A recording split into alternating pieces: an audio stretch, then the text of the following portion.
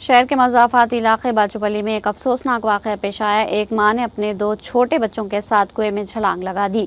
इसने अपने 8 माह के शीरखोर बच्चे और 3 साल के बेटे के साथ इंतहाई इक़दाम किया। इस वाक़े में 2 बच्चे पानी में डूबकर हलाक हो गए, जबकि मुकामी अफराद ने मां को बचा लिया। पुलिस ने मुकदमा दर्ज करके तहक़ीक़ात शुरू कर दी। इब्तदाई मालूमात के मुताबिक ख़ानदानी झगड़ों के सबब खातून ने इंतहाई इक़दाम किया है। వాష్రూమ్లో వేసాను. వాష్రూమ్లో వేసిన తర్వాత నేను లైట్ ఆఫ్ చేద్దామని చెప్పి చూసినప్పటికీ సౌండ్ అవుతుంది. ఏంటి సౌండ్ అవుతుంది ఏంటని చెప్పి నేను సౌండ్ అవుతుందని చెప్పి లోపలికి వెళ్ళిన తర్వాత కుక్క పడిపోయింది అనుకున్నా.